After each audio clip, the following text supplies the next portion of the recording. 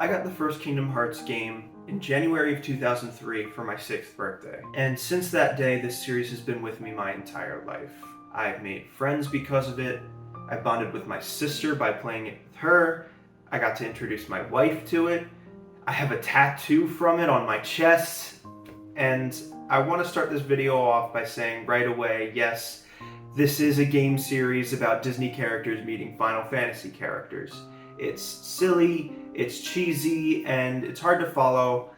I totally understand why some people might dislike it or think it's lame. But this game series means so much to me, so for the next couple of minutes I'm going to set aside the post-ironic, self-aware mentality and just be real for a change. As they say, do not kill the part of you that is cringe, kill the part that cringes. I want to talk about my 20-year-long journey with Kingdom Hearts.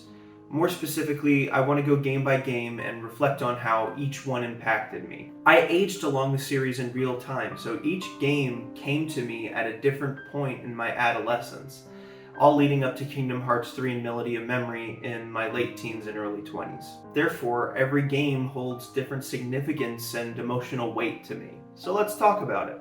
Welcome to the Classic Bill YouTube channel. I'm Bill, and this is 20 Years with Kingdom Hearts.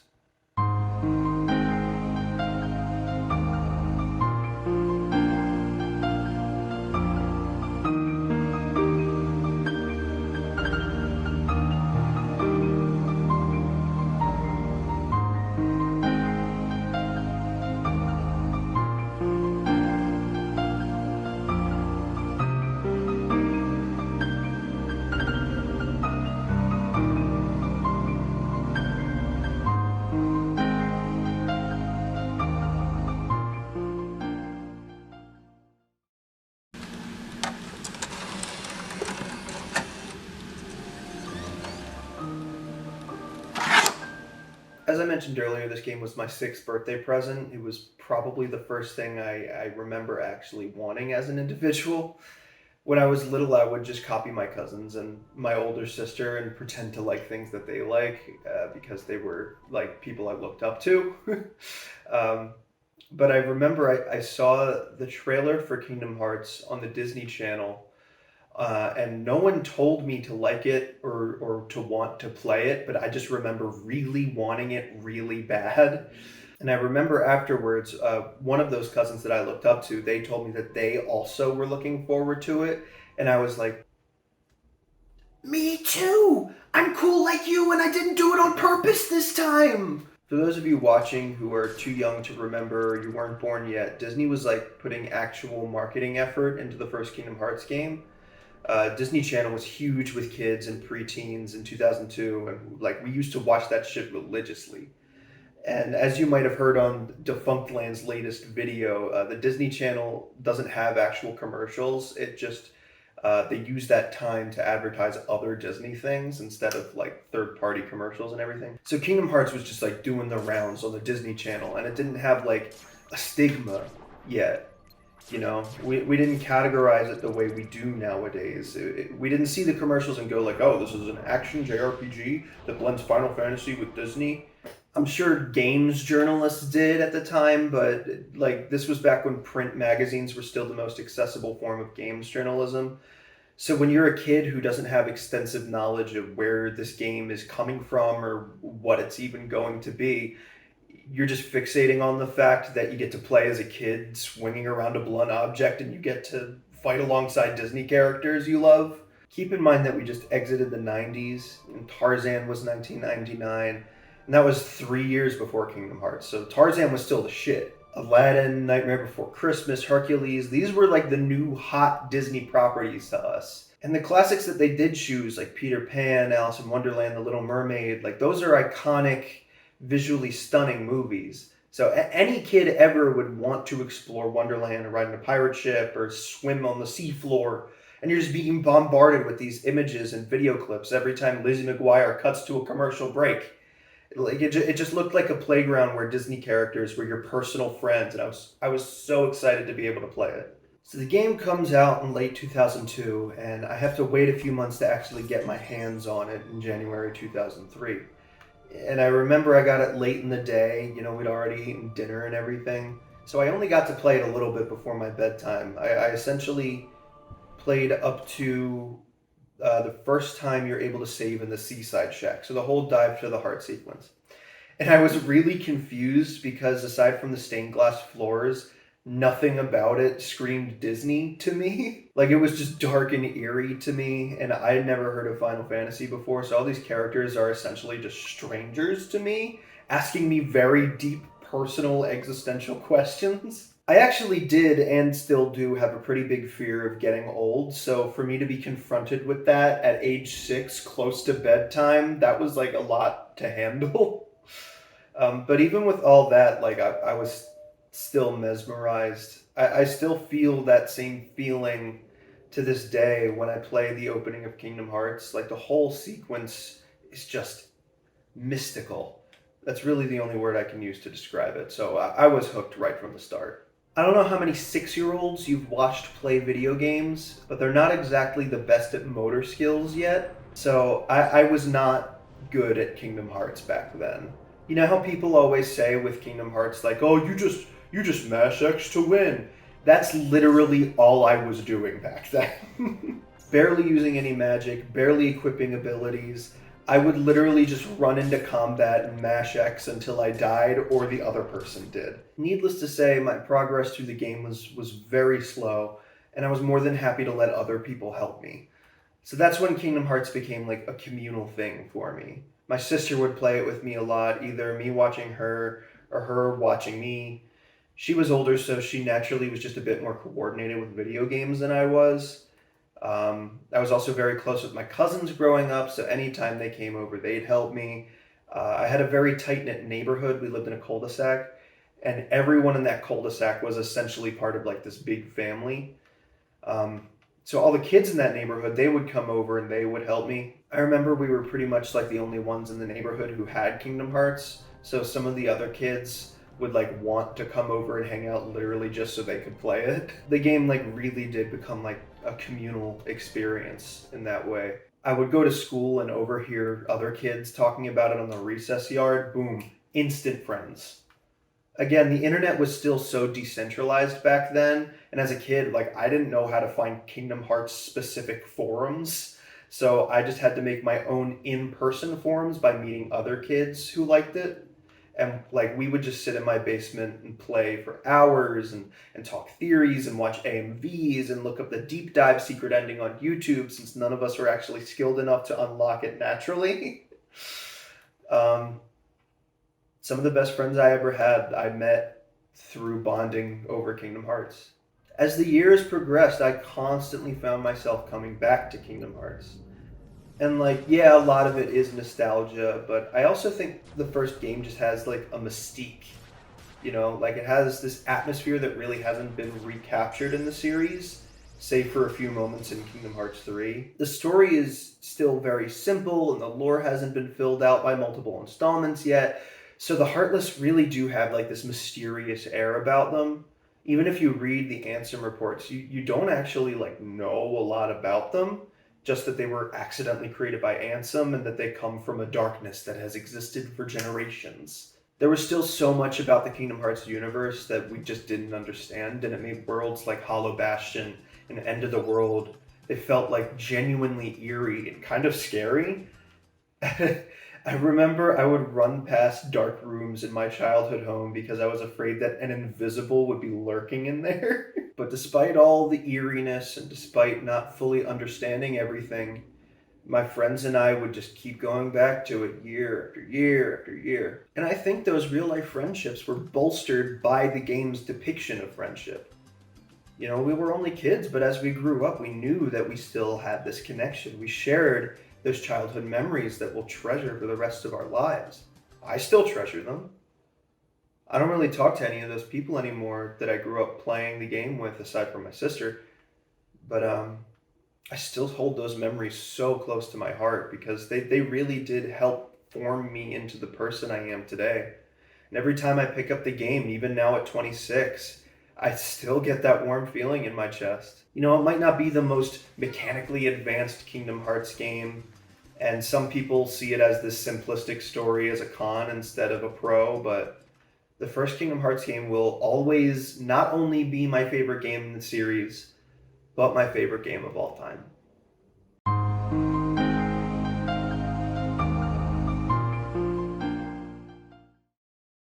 So, after that long, heartfelt monologue about how much Kingdom Hearts means to me, it's time to admit that I have never beaten Chain of Memories on the Game Boy or on the PS2. Of course, like I got it when it came out, but the card system has never ever clicked for me. I don't like it. I don't have the urge to get good at it either. I've watched all the cutscenes, so I still I understand the full story, but honestly, I didn't even really care for that either. It introduces a lot of new characters and concepts, and it teases Kingdom Hearts 2, so that's cool. But if I wanted to experience Kingdom Hearts 2 nowadays, I would just play Kingdom Hearts 2. And if I wanted to rehash the story of Kingdom Hearts 1, then I would just play Kingdom Hearts 1. It didn't do anything for me when I was 7, and it still doesn't do anything for me 19 years later. No heartfelt messages or life lessons here.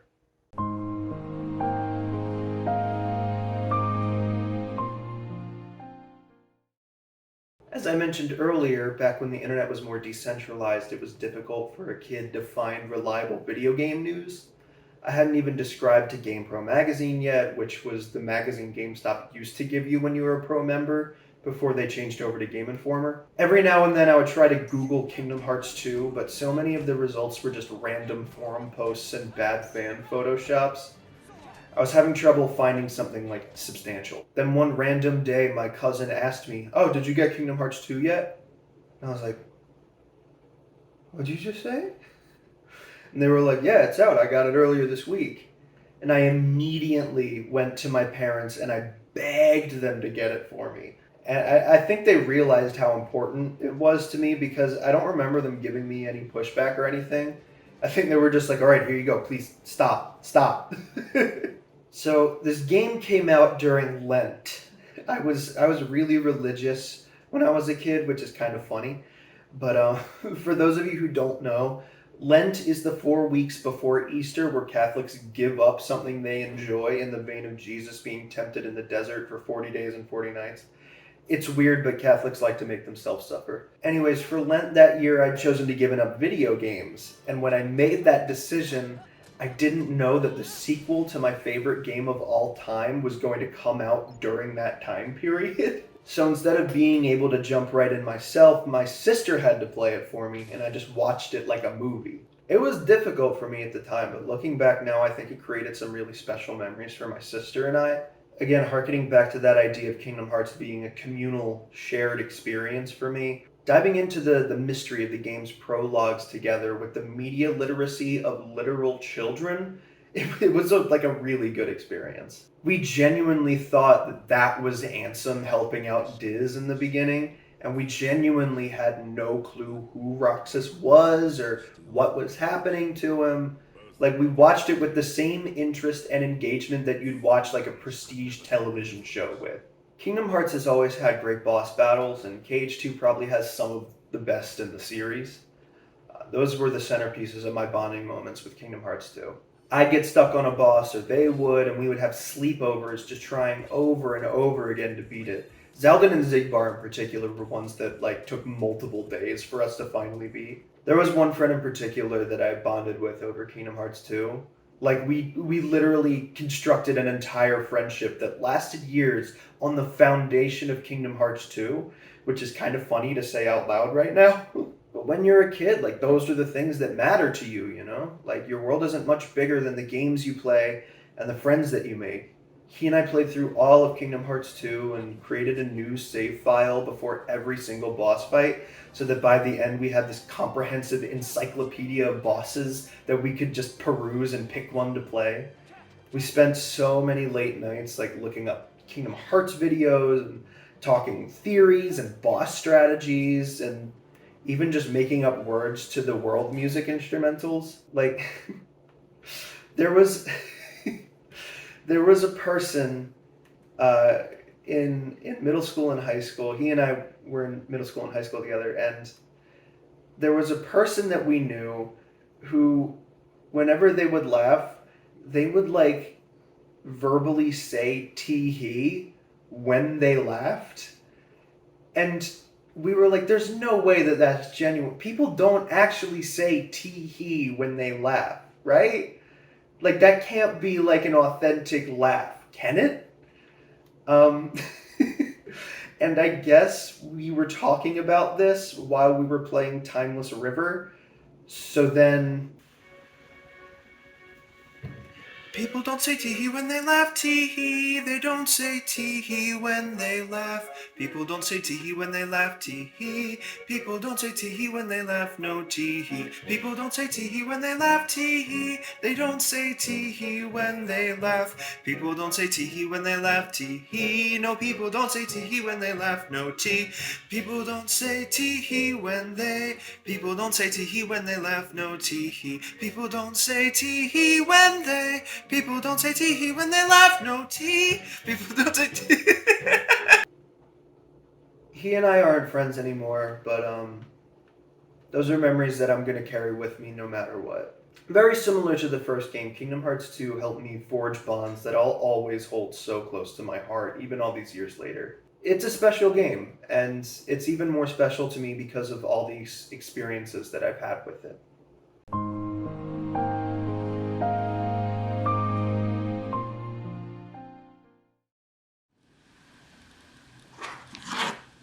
I was really excited for Days before it came out. You know, the DS was such a cultural phenomenon in the late aughts. And the idea of having a playable Kingdom Hearts game on there, like, that was such a cool idea. I remember one of the main images and clips that they kept used for advertising was Roxas in his organization robes fighting a dark side in Twilight Town. I thought that was the coolest image I've ever seen in my entire life. The game came out, I got it, and I did not like it. The first IMDb review that I ever wrote is actually from 2011 for 358 over 2 days. I don't know why I waited 2 years to review it, but it's titled Weak Installment, even for a handheld game. I bought this game in hopes of having a classic Kingdom Hearts experience on the go, something I've been looking forward to for a while. Instead, I got a strange side story that really had nothing to contribute to the series, except what not to put in a Kingdom Hearts game. My first problem with the game is that they ruined the whole experience system. I couldn't even beat Twilight Town because I had no room for the level up block and all of my extra magic and power blocks. I was still level 2 when I needed to be a much higher level. I fundamentally did not understand how the block system worked. The original system was much easier and better in every aspect. Why fix something that's not broken? Because it's a handheld game, Billy. My second problem is that the story was so insignificant to the series that I had no desire to find out the rest of the story. All I knew or even wanted to know about the story plot, is that it was when Roxas was in the organization. There were no secrets explained about the series in this game. All in all, this game was nit worth my time. I had a typo. Not worth my time. I gave up on playing it a while ago, and I have no desire to ever pick it up again. How it got over a 9.0 rating on here is beyond me, but I thought I should just share the problems I have with it. Needless to say that my tune has changed quite a bit since then. I actually think that in terms of narrative, it is one of the strongest in the series. I think they had some good ideas in terms of gameplay, considering that, you know, the entire game was designed to be played on a handheld. I think the mission structure allows you to pick it up and put it down like very quickly. The reduced command list is something that they'd perfect in the later games. But it's like a solid idea here. The foundation is there. But I just care about that core trio of characters. And for that reason, I've never actually beaten the game. I've watched all the cutscenes on the HD collection. I've read the manga. But in terms of the actual game, I've only gotten about halfway through. But I am very, very, very familiar with the story and everything that happens within it. Anyways, I don't really have an intense personal connection to this game. I just like the story a lot, and I like that it introduces Shion, and that's about it.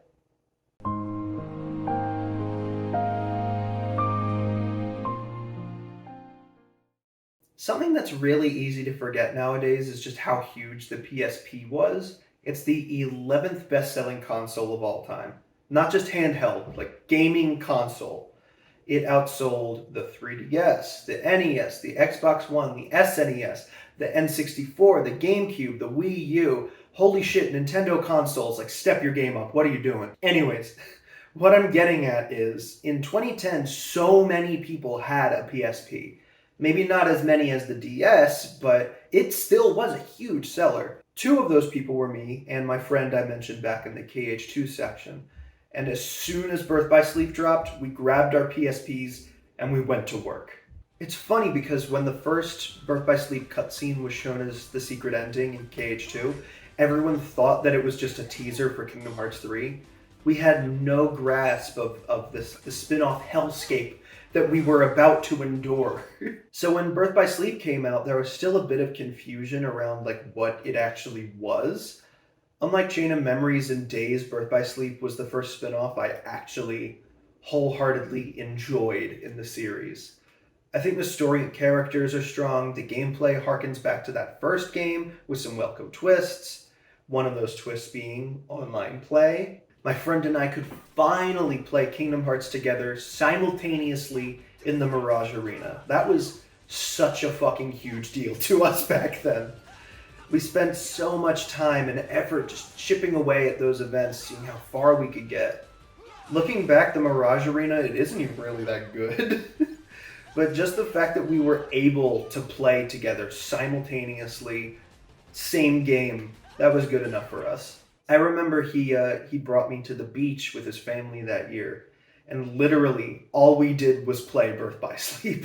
I know it's not everyone's favorite Kingdom Hearts game, but Birth by Sleep, through both its own merit and through nostalgic memories, it just has such a special place in my heart. And every time I replay it, even though it's on a home console now, I still remember why.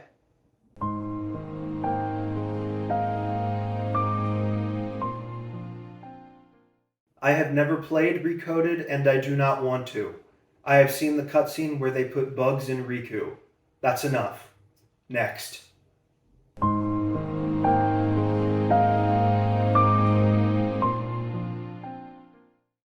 The 3DS didn't have a ton of great games at launch, and Dream Drop Distance was one of the first big releases coming out just a year after its launch, and I played it constantly. I pre-ordered it, and when I got it, it came with those Dream Eater AR cards, and I spent so much time just posing my Meow Wow in the 3DS camera.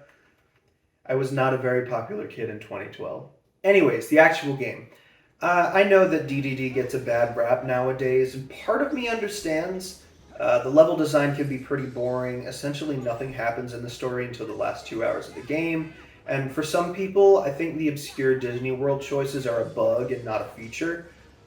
But at the same time, I think the game has like a lot of fun ideas.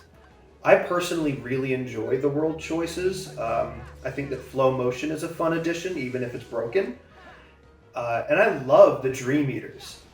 Honestly, the only thing I'm not crazy about in the game is the ending. I remember the night I beat it, that same friend I keep mentioning was sleeping over my house, and somehow we had caught up to each other in terms of story progress. So we both just sat there on our respective 3DSs playing through the final bosses and watching the ending, and we were so fucking confused. It's this dumb Inception bullshit, and nothing really adds up or clicks in a narrative sense. It's gibberish. We did get a good laugh out of it, though. For some reason, this clip... Me? I'm already half Xehanort. That's nuts! made us laugh really hard. Probably because it was like 1 a.m. and we were also 15. Also, for some reason, Axel insisting on using the name Lee was really funny to us as well. I don't know. It's a weird game. It's not my favorite, but I do still really enjoy it.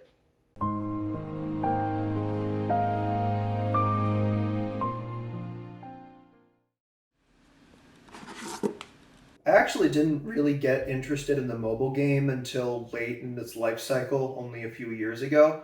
so I don't really have a lot of sentimental feelings towards it. I think the gameplay is fine, and I actually really like the story, but I think there's a lot of mobile game bullshit that you have to wade through to actually get to it. I enjoyed the collective moment that the Kingdom Hearts community had when the game was wrapping up its story, and there was like this rat race to get those final cutscenes translated to English as quickly as they could. That was a really cool time to be a Kingdom Hearts fan.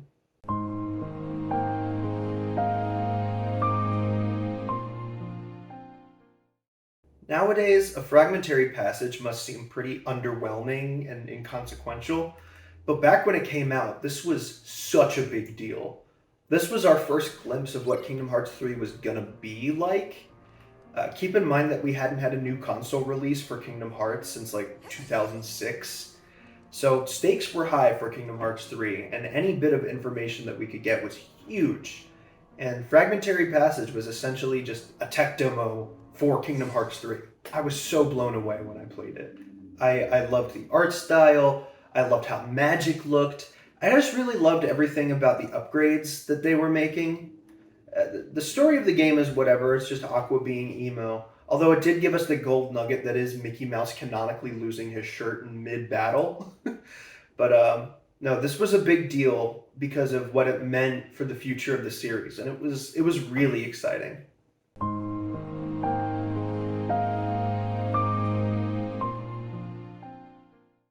Kingdom Hearts 3 came out yesterday. As of me filming this, it's the 30th, and it came out January 29th. So in this box is 13 years of Billy waiting for this fucking game to come out.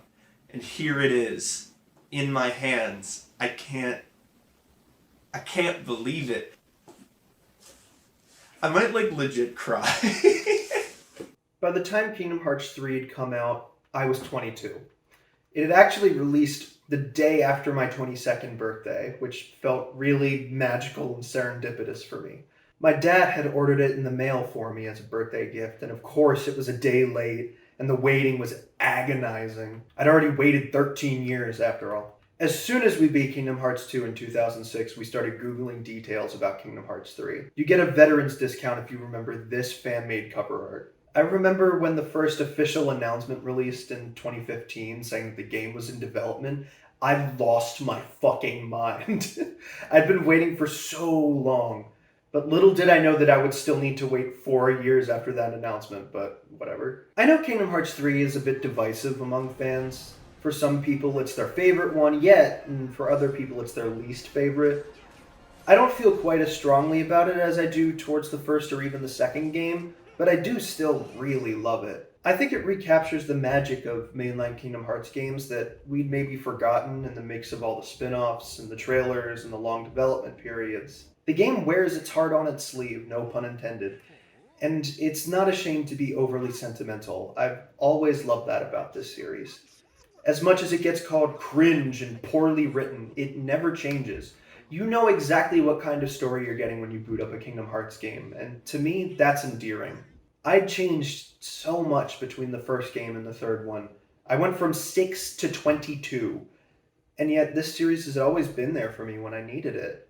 When I was lonely and I needed a smile, when I found a new friend and I wanted to bond with them over a shared interest, when I wanted to share something personal and special with a significant other. The memories I have with this series are too numerous to count. Even now, as I've been talking for over 4,000 words, it still feels like I haven't done it enough justice. All of these experiences and fond memories, they all contribute to why Kingdom Hearts is my favorite game series of all time.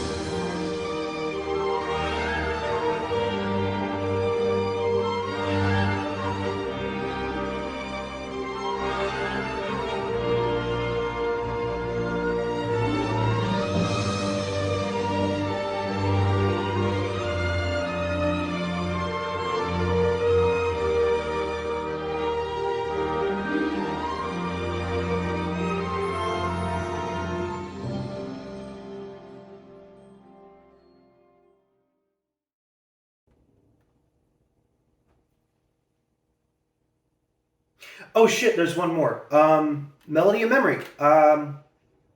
Yeah, it's good. It's a fun rhythm game. Felt like a nice celebration of Yoko Shimomura's work over the years. I like that it hinted at what's to come for the future of the series. Yeah, it's about it. And I'm not including Dark Road because it sucks.